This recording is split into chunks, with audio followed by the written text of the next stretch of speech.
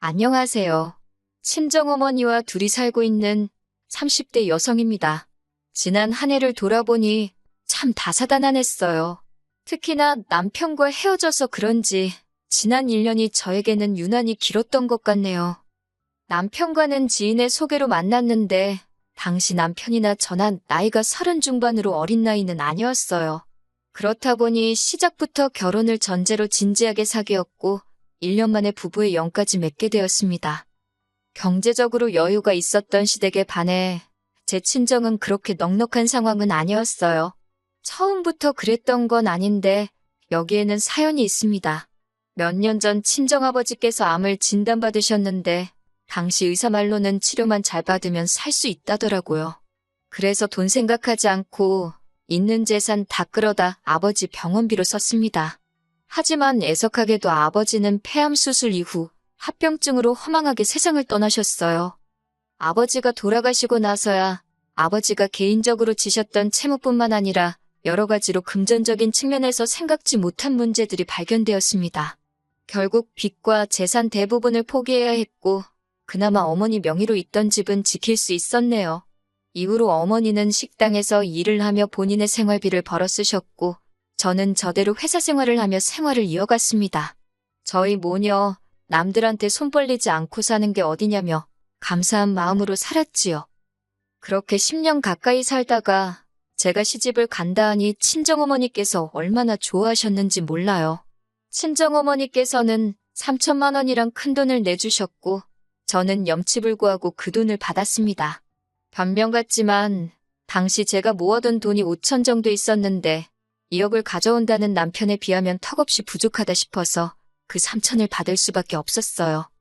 하지만 청첩장까지 나오고 한창 집을 알아보던 시기였어요. 하루는 어머님이 집으로 저를 부르셔서 혼수나 예단으로 할 이야기가 있으신가 보다 하고 찾아갔는데 절 앉혀두고 말씀하기를 시아버지가 하시는 사업에 무슨 문제가 생겼답니다. 그래서 당장 해주기로 했던 2억은 못 해줄 것 같다고요. 황당했지만 제가 맡겨둔 돈도 아니니 무조건 내놓으라 할 수도 없는 노릇이었지요. 제가 그럼 어떻게 할까요? 결혼식을 미룰까요? 라고 물었더니 대뜸 저더러 돈 보고 시집 오는 거냐며 화를 내시대요. 당황한 제가 그런 게 아니라 그러면 집은 어떻게 구하나 싶어서 그런다 하니까 당신이 일단 3천을 해줄 테니 제가 가져오는 돈 8천을 보태서 어디 전세나 월세라도 알아보랍니다. 남편도 저한테 계속 미안하다며 그때는 정말 파혼이라도 하면 제가 돈 보고 시집 가려던 여자밖에 안 되게 생겼더라고요. 그리고 무엇보다 집에 대한 걱정이 된 거지 남편 자체가 싫었던 건 아니었으니까요. 결국 계획대로 식은 올렸고 제가 가져가는 돈 8천으로 작은 전세를 구했습니다. 남편이 가져온 돈 3천으로 결혼식이랑 그런 데로 가정가구 구색은 마쳤고요. 그러다 남편이 저 몰래 시부모님께 돈을 보내고 있다는 사실을 알게 된 건 결혼한 지 8개월이 지나서였어요. 말이 나와서 말이지만 결혼 초에는 무슨 바람이 불어 그랬는지 남편이 먼저 저더러 경제권을 가지라대요. 하지만 한 두세 달도 안 돼서는 갑자기 그동안 얼마나 모았냐고 묻더라고요. 그래서 제가 가계부 내역을 보여줬더니 밑도 끝도 없이 자기 계산이랑 안 맞는다며 제가 돈을 너무 헤프게 쓰는 것 같다면서 앞으로 돈 관리는 각자 하자입니다. 치사하고 억울하고 이깟 경제권이 뭐라고 괜히 가지고 있다가 더러운 꼴이나 보겠다 싶어서 그러자 했어요. 이후로 그렇게 저희는 각자 따로 돈 관리를 하게 되었습니다. 심지어 보험료랑 통신비도 각자 내자길래 그러라 했어요. 결국 같이 공동으로 부담하는 건 생활비랑 공과금 그리고 세금 정도였는데 이것도 제때 안 주려고 하더라고요. 결국 남편이랑 돈 문제로 대판 싸우게 되었습니다. 돈 벌어서 다 어디다 쓰고 다니길래 생활비도 안 주느냐고 제가 따지고 들었지요. 여자라도 생겼냐니까 자길 뭘로 보냐면서 지가 뭘 잘했다고 같이 소리를 지르더니 자기도 죽겠다며 그리고 나서야 한다는 소리가 아버님 사업이 망해서 자기가 시부모님 생활비를 대주고 있다는 거예요. 당시 남편 한 달 수입이 제가 알기로 300 남짓이었는데 200 이상씩 보내고 있었다니까요. 어이가 없어서 제가 남편에게 절대로 어머님 아버님께 더는 돈 보내드리지 말라 했습니다. 그러다 당신도 같이 망하는 거라고 우리 다 같이 죽는다고요. 그러자 남편도 알겠다 하대요. 그때만 해도 남편은 제 말을 귀담아 듣는 듯 했어요. 희망이 있었달까요? 하지만 바보 같은 남편은 바로 다음날 시부모님께 전화를 걸어서는 저한테 다 이야기했다고 그래서 이제 돈 못 드린다고 했답니다. 당연히 난리가 났지요. 어머님께서 저한테 연락을 해오셔가지고는 네가 뭔데 내 아들한테 돈을 줘라 마라 소리를 하느냐고 그러면서 하시는 말씀이 있는 집 며느리 보면 목에 힘주고 다닐까 그 꼴 보기 싫어 없는 집 며느리 고분고분할 줄 알고 반대 안 하고 받아줬더니 어디 감히 당신 아들을 조종하려 드느냐고 막말을 퍼부으시대요. 어머님의 막말보다 더 힘들고 속상했던 건 그런 상황에서 남편이 한다는 소리가 그러면 반만 드리면 안 되겠냐입니다. 자기가 벌어오는 돈에서 반은 우리 쓰고 반은 시부모님 드리자는데 그럼 어느 세월에 돈 모아서 애 낳고 집 사냐니까 그럼 뭐 자기 부모님은 모른 채 하고 사냐고 오히려 지가 목에 핏대를 세우대요. 한심하고 허탈하고 결국 남편이 저에게 매달 꼬박꼬박 200만 원씩 주면 나머지는 죽을 끓여 먹든 밥을 끓여 먹든 간섭하지 않기로 했어요.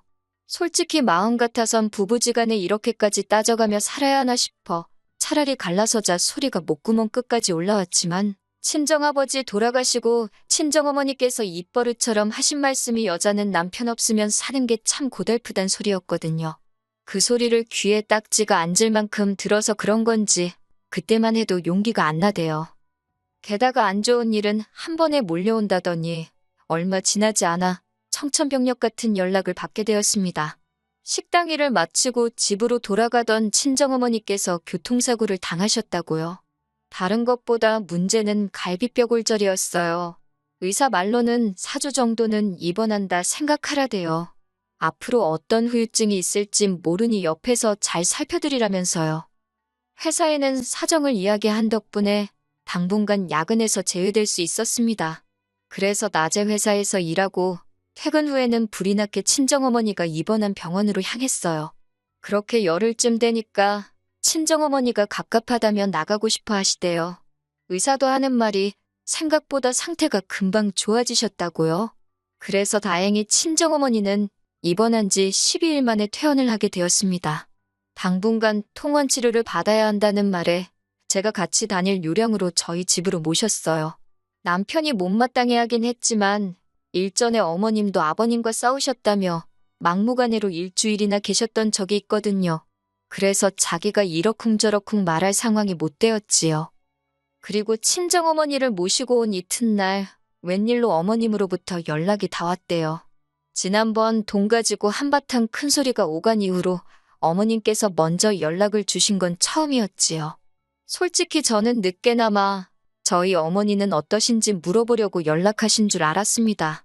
하지만 이게 웬걸 대뜸 하시는 소리가 다음 주엔 네 시애비 생일인 거 아렵니다. 제가 알고 있다고 그래서 그렇지 않아도 그날은 모시고 외식이라도 할 생각이었다고 말씀드렸어요. 그러자 어머님이 저더러 외식이 웬 말이냐며 시집 오자마자 처음 만난 시애비 생일인데 당연히 네가 생일상을 직접 차려야 되는 거 아니냐고 그런 것도 안 배우고 뭐 했냐대요. 어이가 없던 제가 남편에게 들으셨겠지만 사고로 다친 친정어머니가 지금 여기 계신다고 잘 아시지 않냐고 저도 그러면 안 됐는데 너무 속상해서 조금 빈정거려 봤네요. 그러자 어머님께서 하시는 말씀이 그건 들었다면서 퇴원했으면 자기 집으로 가지 왜 니네 집으로 온 거냐며 아무튼 아버님 생일잔치는 니네 집에서 할 거라고 그런 줄 알랍니다. 이미 친척분들한테도 다 얘기해뒀다고요. 하지만 저도 지지 않고 막무가내인 어머님께 지금 친정어머니 거동도 불편하시고 어디 다른 데로 못 모신다. 생일상이고 뭐고 못 챙기고 잔치는 가당치도 않다고 딱 잘라 말했네요. 그러자 어머님도 열받으신 건지 두고 보자면서 전화를 뚝 끊어버리시대요.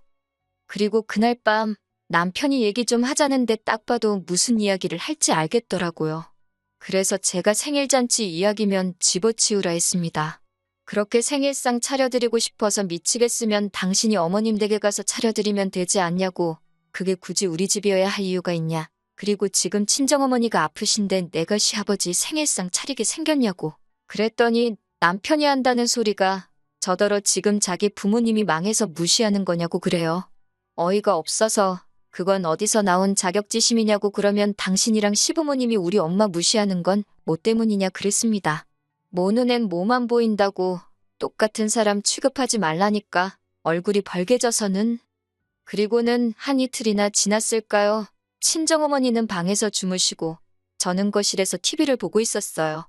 남편이란 인간은 꼭두 새벽부터 어딜 갔는지 보이지도 않고 이때 솔직히 한참 냉전 중이라서 저도 굳이 관심을 두지 않았습니다.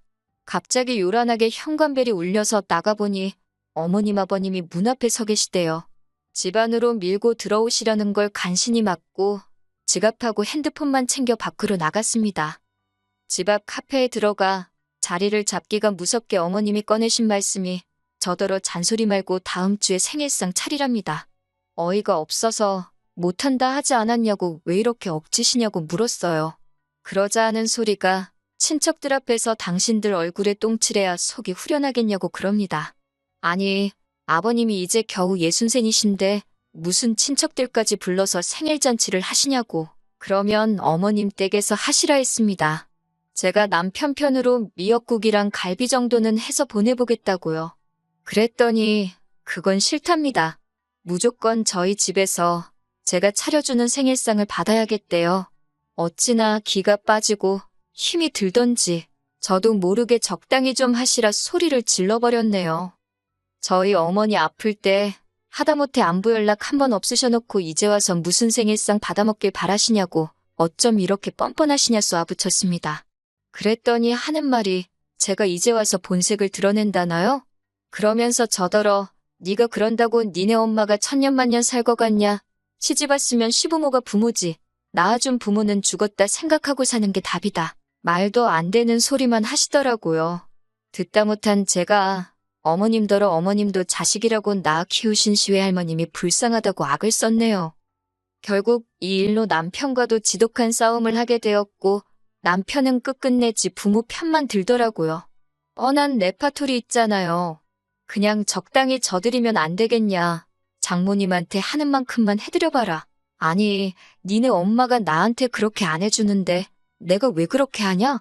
어이가 없어서 결국 끝도 없는 싸움의 반복 끝에 이럴 거면 갈라서자 소리가 나왔고 그렇게 헤어졌어요.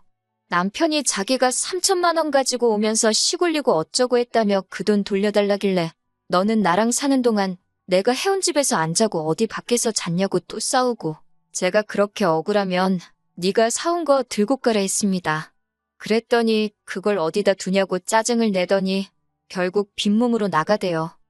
그렇게 1년 좀 넘는 결혼 생활은 아주 지저분하게 마무리가 되었어요. 친정어머니는 이 긴 세월을 여자 혼자 몸으로 어떻게 살 거냐고 걱정하시지만 저는 오히려 홀가분한 게 별로 걱정이 되질 않아요. 그리고 이렇게 사연을 쓰게 된 결정적인 이유기도 한데 사실은 며칠 전 남편의 근황을 들었습니다. 들리는 말이 시부모님도 그렇고 남편까지 손 떼면 안 되는 데까지 손을 댔던 모양이에요. 결국 주변에서들 돈 갚으라고 난리가 나서 고소까지 당했다던데 저야 그걸 알아서 헤어진 건 아니지만 그 동그렁텅이에서 빠져나온 게 얼마나 다행이다 싶던지요. 늦은 후회지만 결혼 그거 조금 늦게 하면 어떻다고 제가 너무 신중치 못했던 게 안타까워요. 물론 이제는 돌아갈 수 없는 시간이니 그만 속상해하고 앞으로 다가올 날들을 열심히 살아볼 생각입니다.